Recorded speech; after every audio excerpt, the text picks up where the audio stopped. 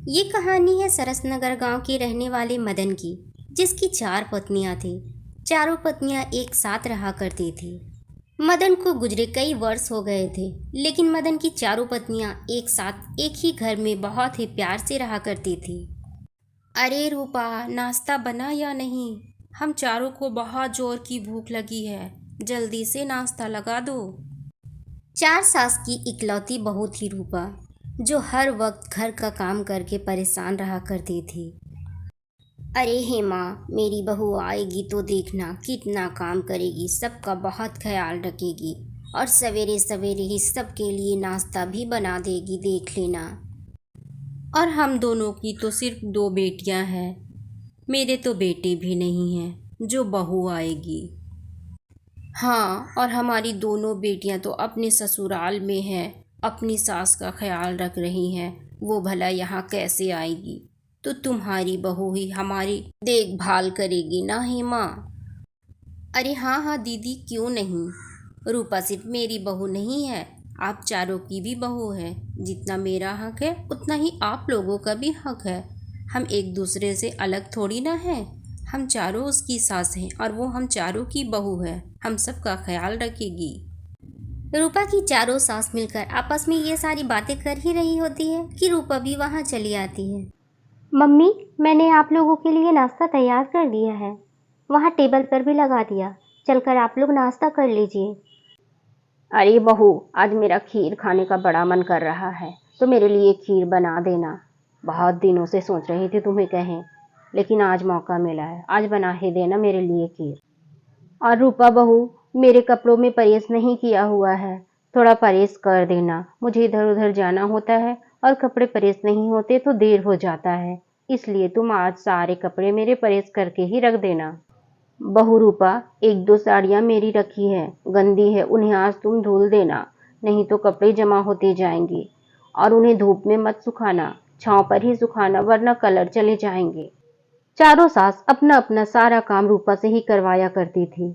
बेचारी रूपा दिन भर परेशान रहा करती। रूपा अपनी चारों सासों की फरमाइश पर उनके पसंद का खाना बनाया करती, किचन साफ करती। उसके बाद वह घर की सफाई में लग जाती। घर के काम पूरे हो जाते, फिर वह सभी के कपड़े प्रेस करने लगती। इस तरह रूपा का सारा दिन निकल जाता। उसके पास अपने लिए तो जैसे वक्त ही ना था। इसी तरह रूपा की जिंदगी परेशानियों में कट रही थी।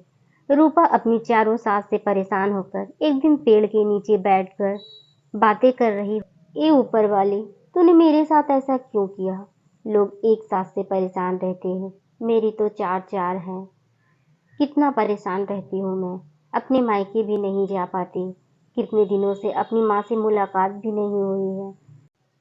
चारों सास मिलकर मुझे कितना परेशान करती है। हर वक्त बस काम काम काम करती रहती है, घर के कामों में ही उलझी रहती हूँ। यहाँ तक कि अपने लिए भी वक्त नहीं रहता मेरे पास। अपने पति को भी नहीं बता सकती, नहीं तो सबको लगेगा कि मैं उनकी शिकायत कर रही हूँ। मेरी तो एक ही सहेली थी प्रिया, वो मेरा दर्द समझ सकती थी, लेकिन वो तो शहर में रहती है। काश वो मेरे पास आ जाती। इतना कहकर रूपा जोर जोर से रोने लगती है। रूपा रो रही थी और उसके सामने उसकी सहेली खड़ी थी। उसकी सहेली उससे कहती है, अरे रूपा, तुम रो क्यों रही हो? देखो कौन आया है तुम्हारे पास। रूपा, तुम मुझे याद कर रही थी, देखो मैं तुम्हारे पास चली आई। लेकिन तुम इस तरह से अकेले बैठकर रो क्यों रही हो? मुझे बताओ, क्या हुआ है तुम्हें? अरे प्रिया, मैं तो तुम्हें अभी याद कर रही थी। मुझे तुम्हारी कमी बहुत महसूस हो रही थी। लेकिन तुम अचानक से गांव में कैसे? कब आई तुम यहाँ? वो रूपा, बहुत दिनों से आना नहीं हुआ। माँ की बहुत याद आ रही थी, इसलिए मिलने चली आई। और ये सब छोड़ो, अब तुम बताओ क्या हुआ है तुम्हें? तुम इस तरह से बैठकर रो क्यों रही हो? मुझे बताओ। रूपा रो रो कर अपनी बचपन की दोस्त प्रिया को सारी बातें बताती है। प्रिया, और क्या क्या बताऊं तुम्हें, कितनी उलझी रहती हूँ मैं। मैंने अपनी माँ से 1 साल से मुलाकात तक नहीं की। अपने पति को भी ये बातें नहीं बता सकती, नहीं तो वो मेरे बारे में पता नहीं क्या सोचेंगे। रूपा, अब मैं आ गई हूँ ना, तू जा, 4-5 दिन के लिए अपनी माँ के पास चली जा। तेरा ससुराल मैं संभाल लूंगी, तू यहाँ की चिंता मत करना। लेकिन प्रिया, तू मेरे घर जाएगी तो सब मेरे बारे में पूछेंगे। और मैं बिना बताए चले गए ये सुनेंगे तो बहुत गुस्सा भी करेंगे। रूपा, मैं घूंघट डालकर जाऊंगी, कोई मुझे नहीं पहचानेगा। तू अपनी ससुराल की चिंता करना छोड़ और अपनी माँ से मिला। मैं तेरा घर संभाल लूंगी तब तक। प्रिया रूपा को समझाकर उसे उसके मायके अपनी माँ से मिलने के लिए भेज देती है और इधर खुद उसके ससुराल चली जाती। प्रिया रूपा के ससुराल तो चली जाती है, लेकिन वो घूंघट करके नहीं बल्कि खुद रूपा का रूप धारण करके जाती है, जिससे किसी को पता ही नहीं चलता कि ये रूपा है या कोई और। प्रिया जैसे ही रूपा की ससुराल जाती है, वह वहां उनकी चारों सासों की फरमाइश देखकर परेशान थी। वह सोच रही थी कि बेचारी रूपा किस तरह चारों सासों की गुलामी कर रही है, कितना परेशान रहती होगी। एक के बाद एक सभी की फरमाइशें सुन प्रिया बहुत परेशान थी। बहू, हम सब ने बता दिया क्या क्या खाना है, अब जल्दी से बना कर ले। प्रिया किचन में जाती है और अपनी जादुई शक्ति से सभी के लिए तरह तरह के पकवान बनाकर तैयार कर देती है, जिस कारण से उसकी चारों सासें बहुत खुश रहा करती थी। प्रिया अब घर में बैठे बैठे ही घर की सारी सफाई भी कर दिया करती। एक दिन रूपा की सास प्रिया को ऐसा जादू करते हुए देख लेती है और जाकर वह सभी को बताती है। तुम लोगों को यकीन नहीं होगा, लेकिन मैं सच कह रही हूँ। आजकल तुम लोग देख रही हो कि हमारी बहू रूपा बदली बदली सी हो गई है। ये सब उसके जादू के कारण हो रहा है। मैंने खुद अपनी आंखों से देखा है। जादू से वो सारा खाना बनाती है, घर का भी सारा काम करती है। ये सारी बातें सुन किसी को भी यकीन नहीं हो रहा था। अगर ये बात सच है तब तो इससे हमें भी नुकसान हो सकता है। हो सकता है कि रूपा हम पर भी कोई जादू कर दे। इसीलिए हमें सच्चाई रवि को बतानी होगी और रूपा से भी पूछना होगा कि ये जादू उसने कहाँ से सीखा। आखिर ये सच्चाई क्या है इसकी, कैसे ये जादूगरनी बन गई। रूपा की सच्चाई जानने के बाद चारों सास रूपा को अपने पास बुलाती है और उससे सच्चाई जानने की कोशिश करती है। तभी वहां रवि भी आ जाता है। चारों सास मिलकर रवि को उसकी सच्चाई बताती। ये सारी बातें सुन के प्रिया को समझ नहीं आ रहा था कि इन लोगों को कैसे मालूम हो। बेटा, हम लोगों ने अपनी आंखों से देखा है इसे जादू करते हुए। तू ही इससे पूछ ये जादू इसने कहाँ से सीखा, वरना ये हम पर भी कोई जादू तो न कर देगी। अपनी माँ की बातें सुन रवि अपनी पत्नी रूपा से कहता है। अच्छा तो रूपा ये बात है, तभी तुम मुझसे इतना दूर दूर रहती हो। अब तुम सच बताओ, क्या चल रहा है ये सब? ये जादू तुमने कहाँ से सीखा? क्या करना चाहती हो आखिर हमारे साथ? हमारे घर को बर्बाद कर दोगी? रवि प्रिया को रूपा समझकर बहुत खरी खोटी सुनाता है। तभी प्रिया उनसे कहती है। हाँ, ये सच है कि मैं जादू से सारे काम करती हूँ, लेकिन आप लोगों को कोई नुकसान पहुँचाने यहाँ नहीं आई हूँ। और मैं रूपा नहीं, प्रिया हूँ। प्रिया, मैं रूप बदल कर यहाँ आई हूँ अपनी दोस्त की जगह।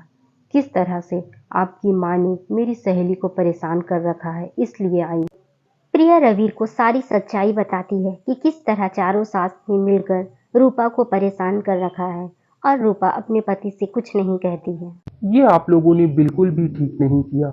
मेरी पत्नी के साथ इतना बुरा सलूक किया आप लोगों ने। मैं अब आप लोगों के साथ नहीं रहूंगा। मैं अपनी पत्नी रूपा को लेकर किसी और शहर में चला जाऊंगा, वहीं रहूंगा मैं। इधर रूपा भी अपनी माँ से मिलकर अपने ससुराल वापस आ गई थी। नहीं रवि जी, हम माँ को छोड़कर कहीं भी नहीं जाएंगे। हम माँ के साथ ही रहेंगे। अगर माँ ने मेरे साथ गलत किया तो इसका ये मतलब नहीं कि मैं भी गलत करूँ और माँ को छोड़कर चली जाऊँ। हम लोग माँ के साथ ही रहेंगे। और ये मेरी दोस्त प्रिया है। प्रिया, मुझे तुम्हारे बारे में पता चला। तुम्हारा कुछ महीने पहले ही एक्सीडेंट हो गया और तुम्हारी मौत हो गई। सुनकर बहुत दुख हुआ। गांव में जाने के बाद तुम्हारी माँ से मुलाकात हुई थी। उन्होंने ही मुझे सारी सच्चाई बताई। रूपा से अपनी सच्चाई सुनकर प्रिया अपनी असली रूप में आ जाती है। हाँ रूपा, तुमने बिल्कुल सही सुना। कुछ महीने पहले ही एक्सीडेंट में मेरी मौत हो गई और मैं भटक रही थी। गांव आई थी, तुम्हें रोते देखा तो तुम्हारे पास चली आई। और हाँ रवि जी, मैं अभी तो जा रही हूँ, लेकिन अपनी माँ को समझा दीजिए मेरी सहेली को परेशान ना किया करे, नहीं तो मैं फिर से वापस आ जाऊंगी। रूपा मेरी बहुत अच्छी दोस्त है, उसका ख्याल रखिएगा आप।